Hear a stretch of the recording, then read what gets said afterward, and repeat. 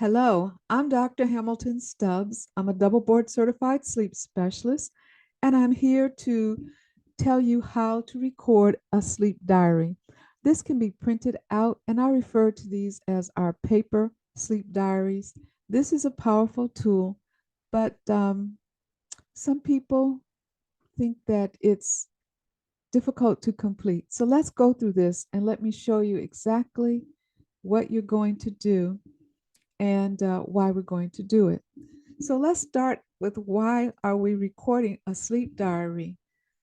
When you are sleep deprived, it will affect your appetite. You'll feel fatigued, and the body interprets that as needing energy, which is interpreted as needing to eat fats and foods that are rapidly converted to energy, like high carbohydrates or refined sugars or refined and processed foods. So you want to take a time to get an idea of how much you're actually in the bed, but also how much do you think you have slept.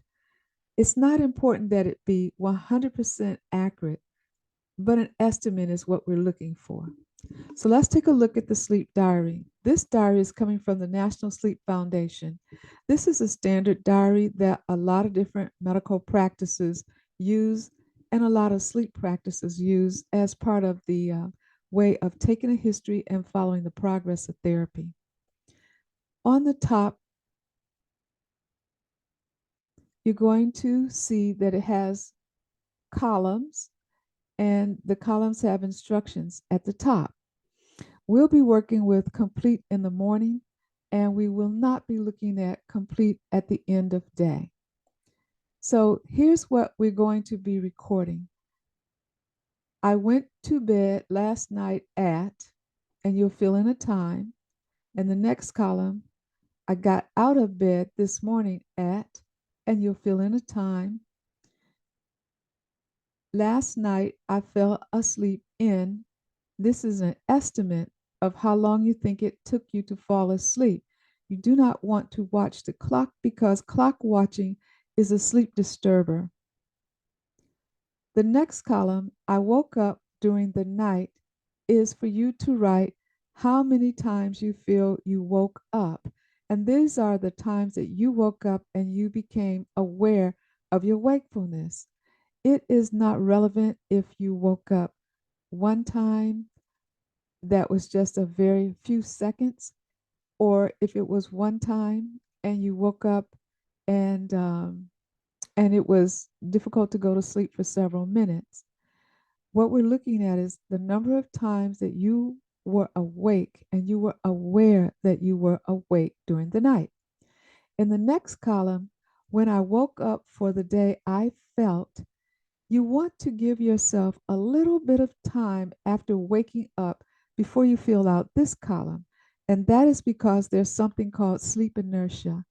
When we wake up in the morning, many people don't feel quite as energized or alert as they will a few minutes later after getting out of the bed and moving around a bit. So you want to fill out this column after you've gotten out of the bed and maybe done some of your morning activity and had a little bit of time to stir around. Then you'll come back and you'll fill out your diary and describe how you felt. Do you feel refreshed? Did you wake up feeling somewhat refreshed? Or after you've moved around, do you still feel tired? And this is tired, like, I really wish I could go back to bed. In the next column, last night I slept a total of, and you're going to give an estimate.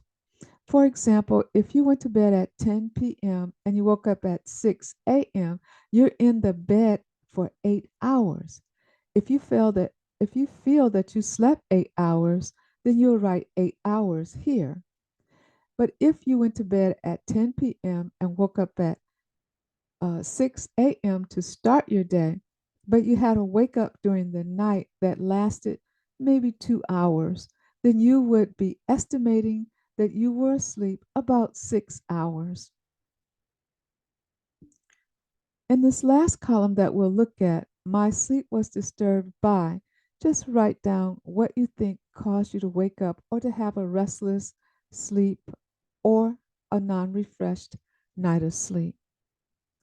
If you find that you don't have enough space to write here, feel free to write at the bottom of the page. Make sure that you write day 1 and the date, and then try to just write it out here.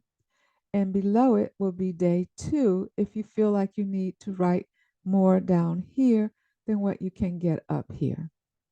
So I'm Dr. Hamilton Stubbs, a double board certified sleep specialist, and we just reviewed how to record a sleep diary.